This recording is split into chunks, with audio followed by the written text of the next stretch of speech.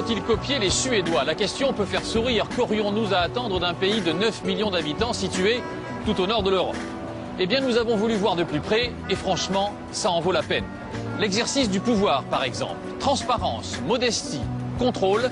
Pour les Suédois, les ministres sont là pour servir et pas pour se servir. Reportage de Romain Messi et Jean-François Monnier.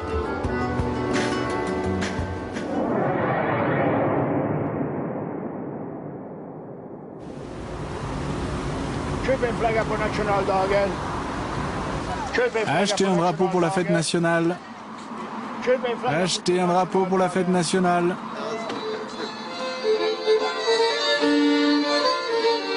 Le 6 juin, en Suède, c'est jour de fête.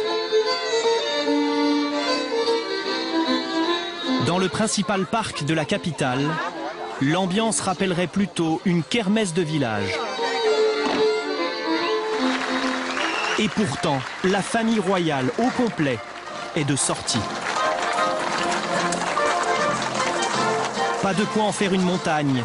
Un public clairsemé s'est réuni pour écouter le discours du roi, aux accents très familiaux. Notre fille aînée va se marier. Applaudissements discrets. Seule exubérance, un tube du groupe suédois ABBA, repris par la fanfare du quartier.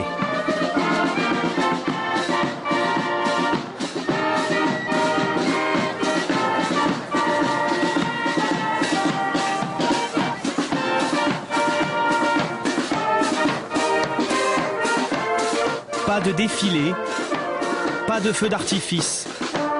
En Suède, pour la fête nationale, on célèbre le drapeau avec modestie.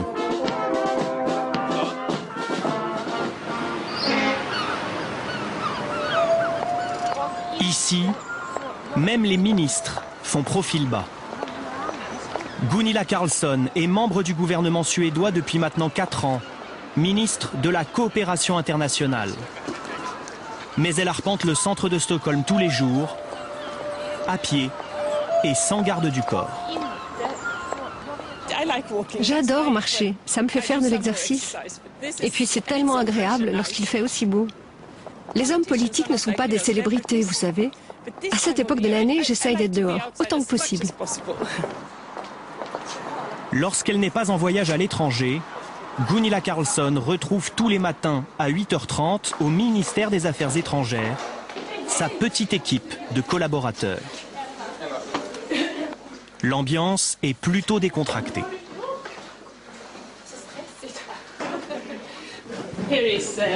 Voici Hans, l'un de mes conseillers.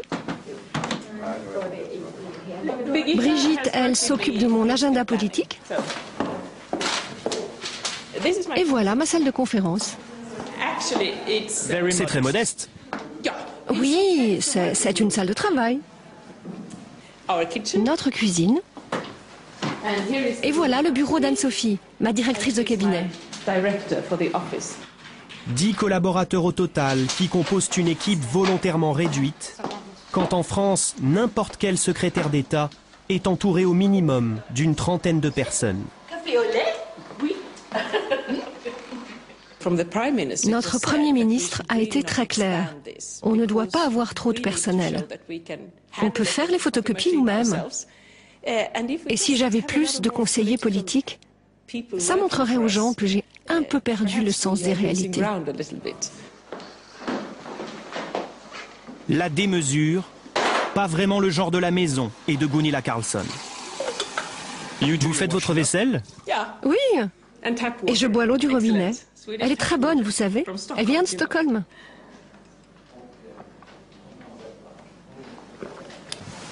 Une ministre au régime sec. Il n'y a que dans son bureau qu'elle se permet quelques petits plaisirs personnels. Voilà mon bureau. Je l'aime beaucoup. Je passe énormément de temps ici. C'est pourquoi je voulais des couleurs vives et de la lumière.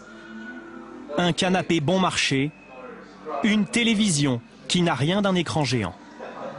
Vous ne pouviez pas acheter des meubles trop chers? Non, j'avais des idées et le décorateur m'a dit ce qui était possible. En fait, j'ai hérité de ces canapés du ministre des Finances et on les a rénovés un petit peu.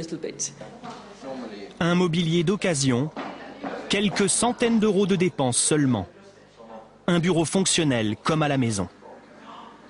Et regardez, pour ranger mes livres, je fais tout moi-même sur ces étagères. Comme ça, je ne suis pas perdue. Aucun avantage particulier, la ministre est soumise aux mêmes règles que tous les fonctionnaires. Ça, c'est mon téléphone personnel, avec ma fille et son cheval en fond d'écran. Et ça, c'est mon téléphone professionnel. Vous ne pouvez pas l'utiliser pour un appel privé? Non. Ça arrive. Et je pense que les gens comprennent que cela puisse arriver, par erreur. Mais j'essaye vraiment d'éviter. La crainte d'être réprimandé, car en Suède, on ne badine pas avec l'argent public. Voici le buffet, on ne peut plus sobre, qui attend cette délégation des Nations Unies. Mais si le gouvernement suédois chasse le superflu dans les bureaux de ses ministères, il consacre dans le même temps 1% de son PIB à l'aide internationale. C'est bien plus que la France et les autres pays européens. Pendant la réunion, le staff de la ministre prépare son prochain déplacement au Luxembourg.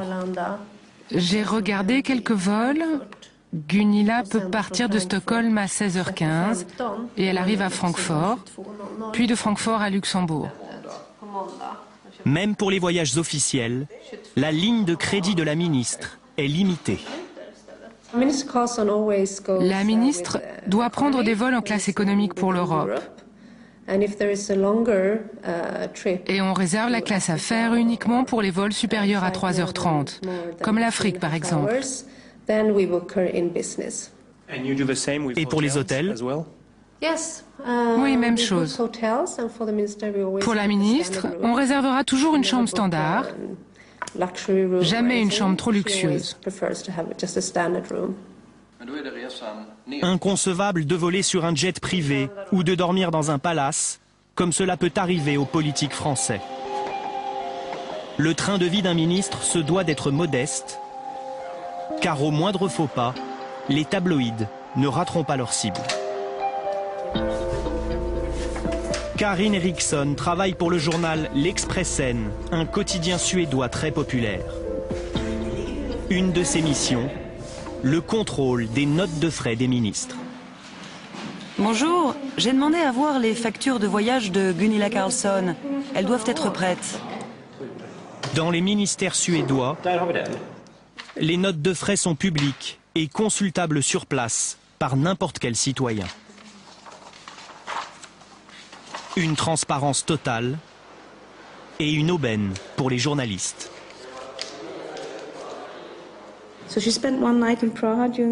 Ici, par exemple, sur les factures de ce voyage à Prague, on voit que la ministre a payé 85 € pour une nuit d'hôtel, ce qui n'est vraiment pas spectaculaire.